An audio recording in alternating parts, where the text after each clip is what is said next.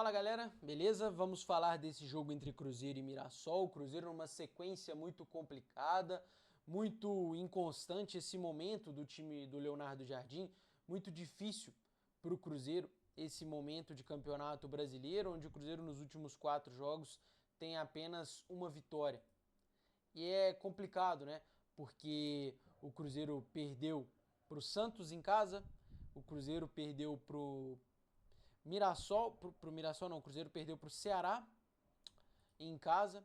O Cruzeiro empatou com o Mirassol agora e só venceu o Botafogo fora de casa, né? Então uma sequência aí bem ruim de jogos do Cruzeiro, bem complicado, bem diferente daquilo que todo mundo espera, né? Bem diferente daquele início ali da volta do Mundial de Clubes, onde o Cruzeiro estava muito bem, onde o Cruzeiro estava sendo muito consistente, onde o Cruzeiro estava fazendo ótimos jogos e agora o Cruzeiro aí com uma certa dificuldade. Então, vou abrir aqui essa página do SofaScore para a gente poder falar um pouco aí sobre esse jogo, poder falar um pouco sobre essa atuação do Cruzeiro. Começar dizendo que é claro, gente, não tem como muito fugir disso aqui, porque, assim, obviamente o Cruzeiro muito prejudicado pelos desfalques, né? Então o Cruzeiro sem um lateral direito, sem um lateral esquerdo, sem seu volante titular e sem seu meia direita titular. E essas 4 funções vitais para o Cruzeiro. Kaique, um dos melhores do campeonato, se não for o melhor é top 3 do Campeonato Brasileiro. Lucas Romero, também um pilar desse meio campo junto com o Lucas Silva. Você já não tem o Fagner, que estava sendo excelente pelo Cruzeiro, e você já também não tem o William, que é, né, o lateral direito ali. Você não tem nem um lateral direito de ofício, né?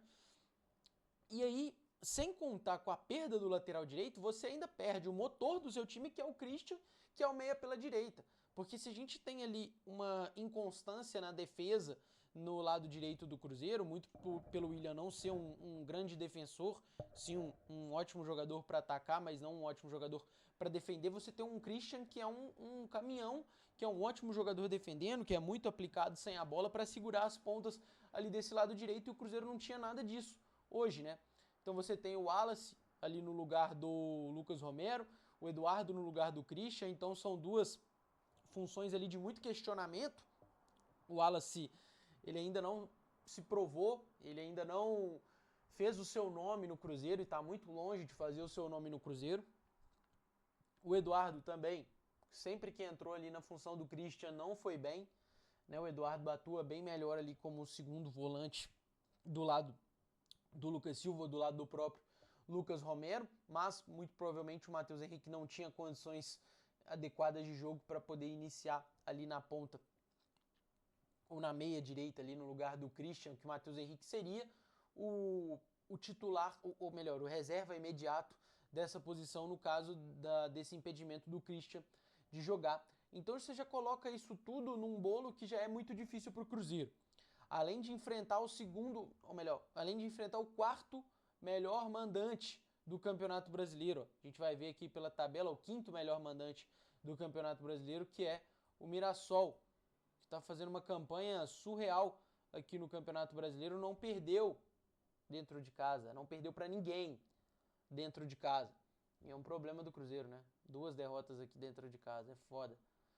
O Cruzeiro que vai muito bem fora de casa, é um ótimo time fora de casa, conseguiu aí 2 derrotas, aquela pro Internacional, num jogo bastante complicado, onde a gente tem a expulsão do Jonathan Jesus ali, e aí aquilo condiciona totalmente o jogo, e um jogo contra o Red Bull Bragantino que o Cruzeiro perde por 1-0, mas não é um jogo ruim do Cruzeiro. Mas agora esse jogo contra o Mirassol, que assim, é um jogo ruim do Cruzeiro, a gente pode falar que é um jogo meio ruim do Cruzeiro, sim. O Cruzeiro cria apenas uma chance ao longo do jogo todo, e é exatamente quando faz o gol e uma ótima chance, e é um ótimo início de jogo, né? O Cruzeiro tem ali no início de jogo um possível pênalti ali, que era uma mão na bola, que o juiz acabou não marcando o pênalti. Então, nisso, né, a gente já fica na bronca ali com a arbitragem, tal, essas coisas acabam condicionando o jogo, acabam minando ali, né, a partida, minando os atletas, mas logo o Cruzeiro tratou de abrir o placar com uma ótima jogada, e como o Cruzeiro é melhor, o Cruzeiro é o time da transição, o Cruzeiro é o time que vai fazer gols assim. O Cruzeiro é o time que melhor faz isso no Campeonato Brasileiro. É o time que melhor trabalha a transição ofensiva no Campeonato Brasileiro. É a marca do time do Leonardo Jardim. É a rapidez.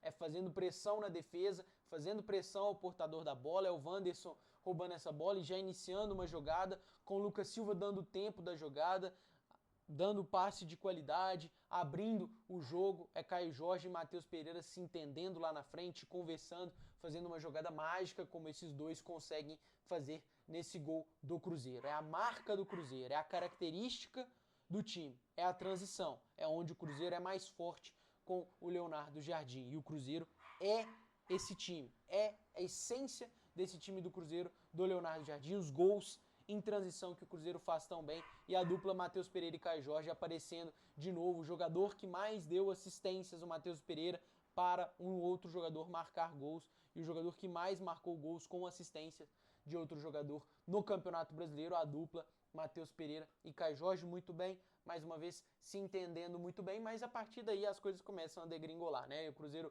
entra numa de se defender um pouco mais, até pelo desgaste ali de não ter os seus jogadores titulares, até por essa confusão toda. E o Cruzeiro começa a segurar o jogo, como é normal do Cruzeiro também fora de casa, né? Dá um pouco mais a bola ao seu adversário, isso acontece sempre. O Mirassol, como é um adversário qualificado, recebe essa bola muito bem e joga muito bem também com a posse de bola, mas o Cruzeiro começa a tomar um grande sufoco. E depois dos 30 minutos do primeiro tempo, mais ou menos, depois dos 25 minutos do primeiro tempo, o Cruzeiro toma um enorme sufoco e, a partir disso, o Cruzeiro não joga mais na partida. O Cruzeiro não produz mais ofensivamente.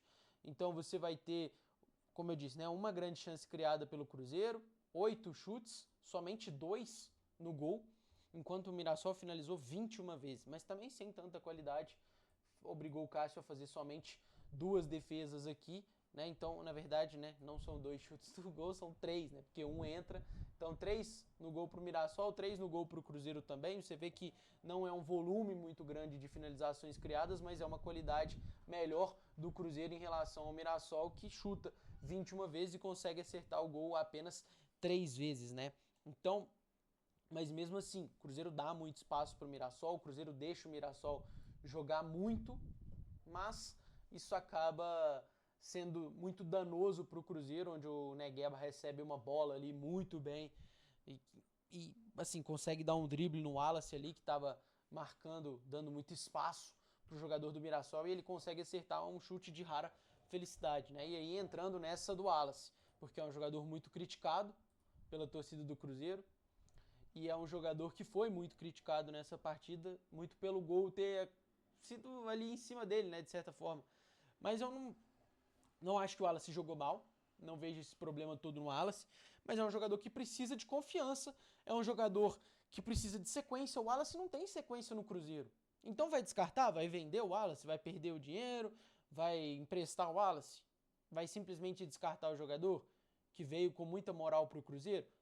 O Wallace ainda tem chance, tem que ter chance no Cruzeiro, tem que ter espaço, tem que ter sequência. A última vez que o Wallace teve sequência foi com o Fernando Diniz. Isso tem quanto tempo? Isso foi em setembro de 2024. A última vez que o Wallace teve ali uma sequência de 3, 4 jogos seguidos como titular, ou mesmo entrando, o Wallace vinha sendo titular com o Fernando Diniz. E aqui, ó, setembro de 2024, foi a última vez que o Wallace recebeu uma minutagem devida. Nessa temporada é muito pouco porque ele poderia receber. Então o Wallace ele é mais titular no time da Sul-Americana, mas um time que não quer jogar a Sul-Americana, que está todo bagunçado, que mais parece o time do Diniz do que o time do Leonardo Jardim. E depois o Wallace recebe alguns minutos pontuais saindo do banco no Campeonato Brasileiro, quando o time está ajeitado, quando o time está bem melhor. E aí quando o time precisa de um frescor, como o Leonardo Jardim adora dizer, que o time precisa de uma frescura ali, ele não aciona esse tipo de jogador. Então, e mais uma vez, né? Por mais que agora o Cruzeiro estava muito desfalcado, tem um problema de não ter essas opções nem no time titular, quanto mais no banco. O Leonardo Jardim aciona só 2 jogadores do banco aqui, ó. Só o Matheus Henrique e o Lautaro. Por incrível que pareça, o Leonardo Jardim acionando o Lautaro, que era um cara que estava praticamente fora do time do Cruzeiro. Então por que o Lautaro foi, então, acionado pelo Leonardo Jardim? Se ele estava praticamente fora para sair. Então esses jogadores podem jogar mais, cara. podem jogar mais. O Lautaro eu acho que pode jogar mais pelas pontas ali mesmo. Sabe, o Bruno Alves que entrou agora, ele pode entrar na rotação desse time. O Gamarra tá por empréstimo, tudo bem, o Gamarra vai terminar o ano, o Gamarra não vai ficar no Cruzeiro. Mas o Japa tá voltando, o Murilo Hickman jogou tanto na Sul-Americana, não passou nos testes, mas continua ali no time, pode ser mais acionado, por que não é? Poderia ter entrado como uma opção também nesse jogo. O Kenji, tá faltando uma minutagem adequada pro Kenji, só entra na fogueira, só entra quando é difícil. Bolassi também acredito que não vai ficar no Cruzeiro, então realmente fica difícil ele projetar mais minutos para ele. O Gabigol, acho que é a mesma coisa, o Jardim já entendeu que tá difícil de jogar com o Matheus Pereira, Caio Jorge e Gabigol, ele não quer tirar o Caio Jorge ou o Matheus Pereira para acionar o Gabigol, né? Mas acho que o Caio Jorge está precisando de um descanso. Acho que o Caio Jorge está precisando de um descanso, está jogando todo jogo e todo jogo os 90 minutos. O Caio Jorge vai estourar uma hora. Todo jogo e todo jogo 90 minutos. Porque o Cruzeiro não tem um atacante para ser substituto do Caio Jorge. Isso é um problema gravíssimo no elenco do Cruzeiro. Você pensa no Gabigol para ser um jogador e depois acaba que ele não é esse jogador. E aí você não tem um cara para essa função. Mas hoje, tudo bem. O Gabigol ele é o substituto imediato do Matheus Pereira, ao que parece. Mas o Gabigol pode ser o substituto imediato do Caio Jorge também. Não dá para jogar Matheus Pereira, Caio Jorge e Gabigol. Mas dá pra jogar Matheus Pereira e Gabigol? Dá pra jogar Matheus Pereira, dá pra jogar Caio Jorge e Gabigol? Dá. Então, aciona o Gabigol. Tira o Matheus Pereira, deixa ele descansar um pouquinho, bota o Gabigol. Tira o Caio Jorge, deixa ele descansar um pouquinho, bota o Gabigol. Por que que o Gabigol não pode ser o substituto do Caio Jorge? Esse tipo de pergunta que precisa fazer pro Leonardo Jardim para entender por que essas peças do banco não são acionadas. Falta peça ou as peças que estão aí não servem? Porque o Cruzeiro não vai contratar 11 jogadores de novo, não. Refazer um time reserva ali pro Leonardo Jardim. Ou fazer um novo time titular para esses titulares que virarem reserva. Então acho que o Cruzeiro precisa dar uma olhada melhor nessa rotação de peças. Acho que isso é um problema, é uma crítica que eu tenho que fazer aqui sobre a gestão do elenco no sentido de minutagem, de tempo de jogo pro elenco. Eu acho que isso é um problema do Cruzeiro, sim. Não quero fazer afirmações, de certa forma, porque eu não tô no dia a dia do trabalho do Cruzeiro, então eu não consigo afirmar quem que é qualificado exatamente para ser titular e quem não. Isso é uma avaliação só do técnico. Só ele que pode fazer essa avaliação, óbvio. Mas eu posso questionar, eu posso perguntar, até que um dia eu tenha as respostas e que eu possa ali formular dentro disso uma análise melhor. Então eu consigo analisar pelo que eu vejo, pelo que eu posso ver, pelos dados que eu tenho acesso. Ok, a gente vê ali no jogo 90 minutos. 90 minutos é uma fração muito pequena do trabalho todo que é feito. Enquanto a gente tem 90 minutos de um dia, onde você tem uma semana inteira de trabalho. É uma fração muito pequena, mas o que a gente pode trabalhar é com esses 90 minutos que a gente tem acesso, e com esses 90 minutos a gente pode entender que algumas coisas aqui não estão legais nessa gestão de minutos do Cruzeiro, principalmente quando o time está precisando de uma vida nova, está precisando de um respiro, está precisando de um frescor que o Cruzeiro, que o Leonardo Jardim não está conseguindo acessar nesse elenco do Cruzeiro. Então, é mais ou menos por aí. Então é isso, rapaziada. Espero que vocês tenham gostado aí do vídeo, do que eu falei aqui, do pós-jogo, né?